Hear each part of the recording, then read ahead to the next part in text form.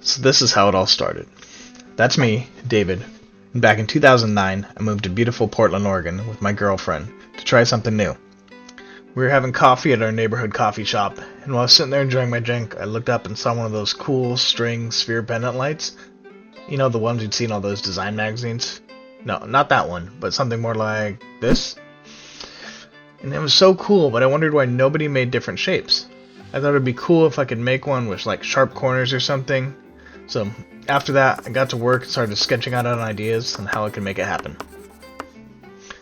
A few months later, I went out on my apartment patio in the freezing rain and started construction. Armed with only a small Dremel and a dream, I came up with this crude jig. It wasn't great, but you know, it was something. I ended up not being able to get it out of the form with a hole in the top, so I had to cut the whole side off just to salvage what I could. I went back to the drawing board and came up with this, and I managed to get a finished product out of it eventually.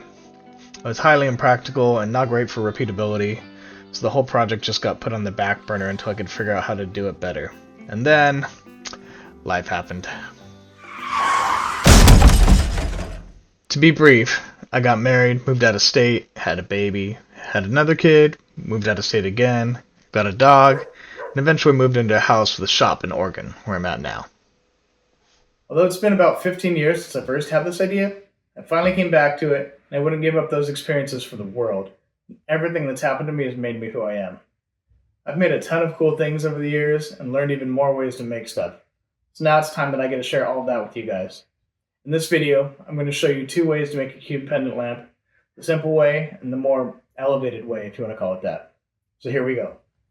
Alright, so you've probably seen one of the balls. It's like this, lit up. People make it out of yarn, they wrap it around a balloon or a yoga ball. Blow it up, let it set, and then take the thing out.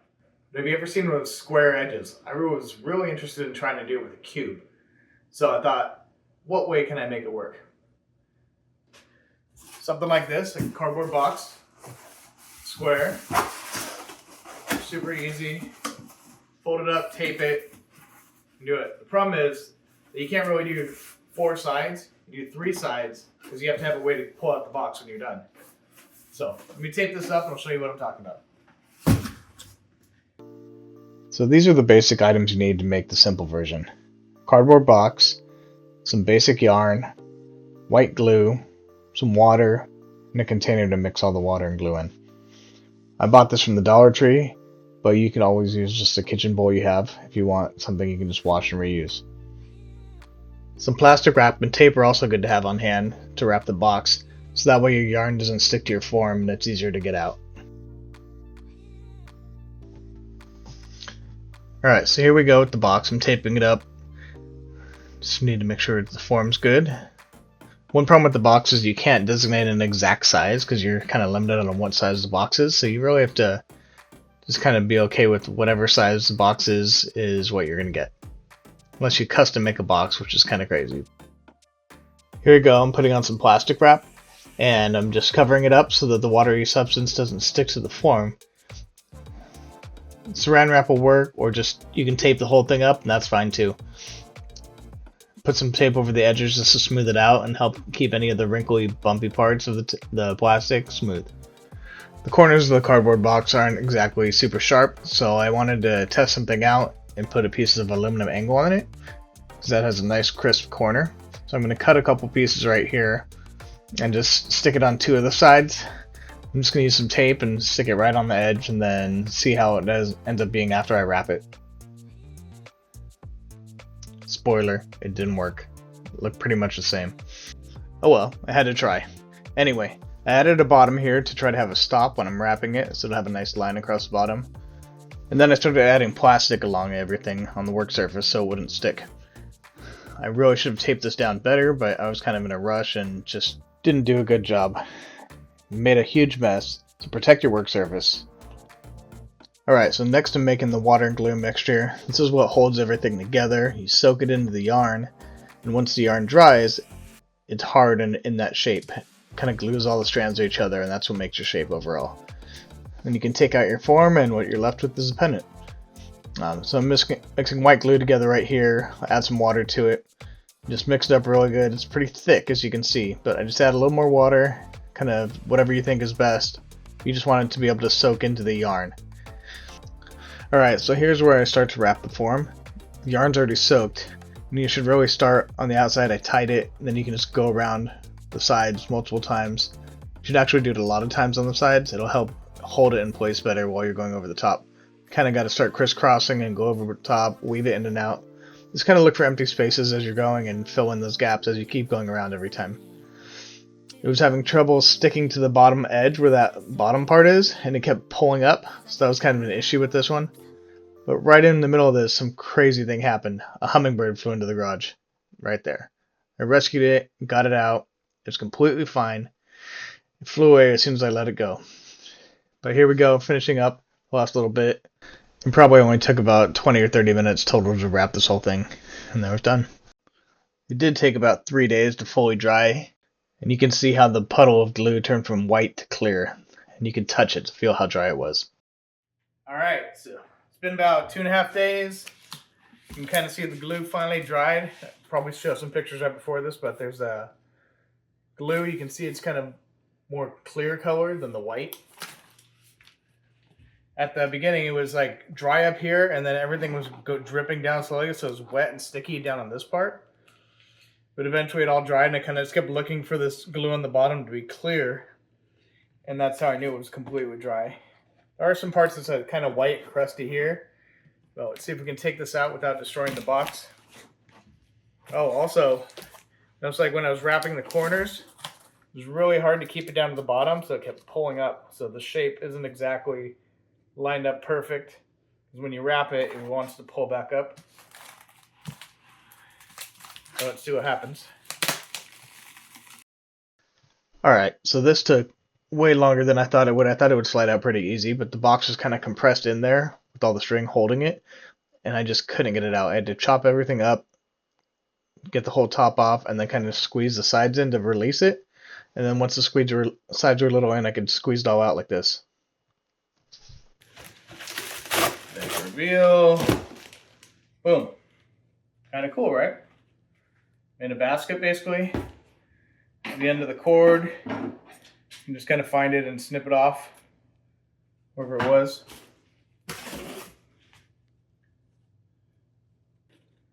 Problem is, I mean, it's cool like this. You have an open bottom for the light, but it's just not as pretty in my opinion as it could be, and I'd love to see it with a closed bottom. You could do some kind of top and hang it like that too. Let me see if I can get this light down here. It kind of lights up. Makes it cool. But if the whole thing was covered, it'd be even cooler. Alright, so let's see what I can do.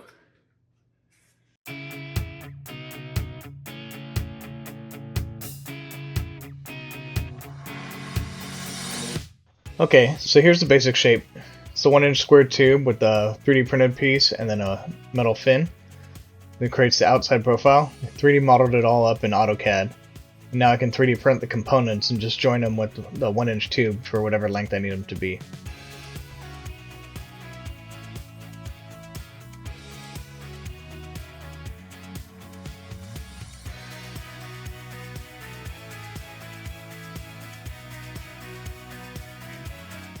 Alright, so I got all sorts of parts here. 3D printed corners. You just saw this print on this screen. There's all these supports I gotta take off. I gotta kind of break them.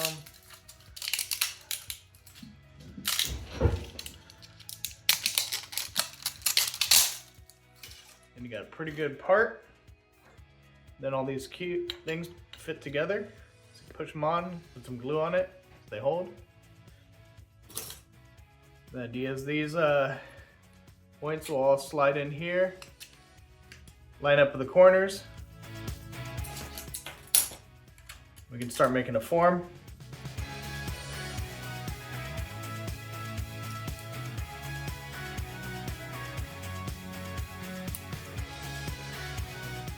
That's the idea with the corners. So you just got to add some crossbars, make the shape, and you'll see. Got to put all this together. It's going to take a while. So let's do a little montage time lapse and let you see how it all happens.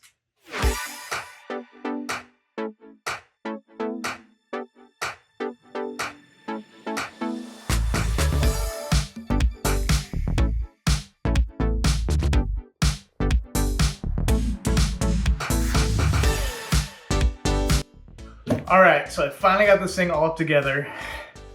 A lot of pieces to do a simple job. Well, I'll just show you how it works real quick. Basically for the top mount, this will hang, but to put it in, it's made of wood block, 2 screws from the side will hold it, and this mounts to the jig over there. But to take this off, you just unscrew the 2 screws in the top right here, and then this part slides out, this part slides out. So where this thing is where the hole in the top will be. Kind of like the hole right here on this. So all the parts have to come out through that little hole. So that slides out, and then to take everything out, all these little pins, just twist it, comes out, twist it the other way, comes out, and then this will slide in, and the whole thing comes apart into pieces. So it should come out the middle, be pretty easy. And then to make a bigger version of this, the corners and everything's the same, the middle piece just gets longer. So this is a 12-inch box. To make an 18-inch box, I just make it 6 inches longer here. This tube is the only thing that has to change. So I'll put a new tube in the middle with the new end pieces, and I have a whole bunch of them ready. So I'll do one of those later. And then little piece with this metal on it for the edge. This way I can reuse this over and over again. The cardboard box won't get destroyed every single time, and I can just reuse this form. Plus I can make it all different sizes with very minimal effort. And exact sizes. The box is whatever size the box is. So that one's probably a little over 12 inches. Let's see. It's a little under 10 inches. So that's about how big the box is.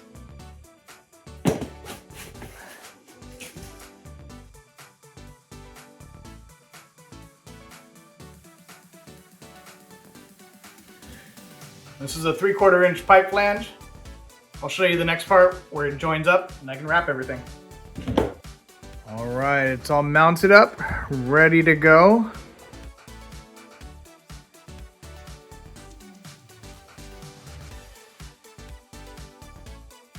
I got my string all ready to go. Rolls right here, comes out the bottom. Chose this color because it can match the light I did earlier on a yarn. Just wind this back up, keep it tight. And this is just a simple like twist on, twist off stopper. I found that if I keep it centered more, it works better. So there we go. To make the top for this, the part that fits in the circle part, you gotta make it clear. It's hard to see right now. It's clear top. Basically got a piece of clear acrylic, put a template on it, and drilled and tapped a hole. And then this is a cord stay. And it screws right on there. Like that, so it holds on. You kind of see it's already on there. So that'll be wrapped in string. So then when you put it on the top, it'll look like there's no hole at all. Do this. I'm going to mix up some resin. I've been using the entropy resins. It's a 2-to-1 ratio. Just mix it up and dump it in here. The string goes out. We'll have it all coated. Since this crochet thread is so much thinner than a piece of yarn, it takes a lot more time to get proper coverage over everything. So this probably took about 2 hours to get this all done, and it was roughly about 2,400 feet of string that I had to wrap around this, go around in circles.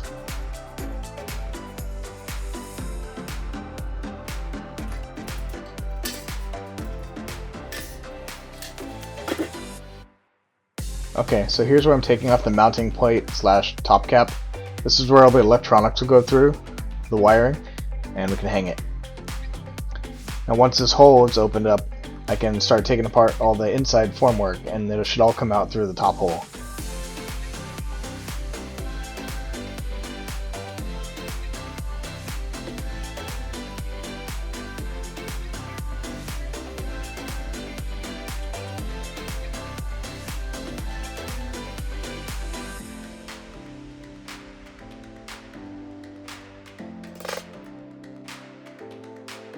So I guesstimated on how big the hole in the top should be to get the corners out, and I was wrong by about 1/4 inch. It was really tight and I struggled to get them out, but eventually I stretched it a little bit and got them all out.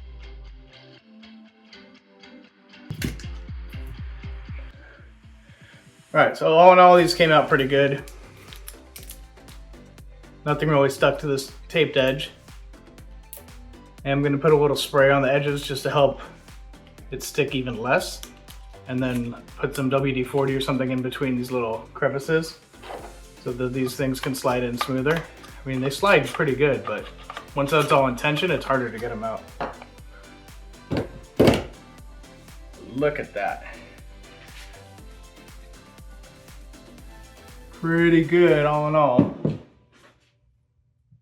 So side by side, you see the difference? All right, we're almost done. I made a second one. There's a 12-inch by 18-inch cube, and then I have a 12-inch by 12-inch. You can see the difference. All right, so I've got that top plate I made earlier. This one matches this one, but I put together with the cloth-covered wire and the socket set. All these parts are made from a company called Colorcord. I'm not sponsored by them, it's full disclosure, but I've used their products for years, and they're great quality, and their customer service has always been amazing whenever I've had any issues. They have a ton of cool stuff, so check it out. I'll put a link down in the description. So anyway, you see the shape of this thing has two straight parts on the side. It's basically a circle with two straight parts. So the straight part fit in between the circle. So I can drop this in, and then now the whole thing gets centered on there. It looks like you have nothing there from the bottom.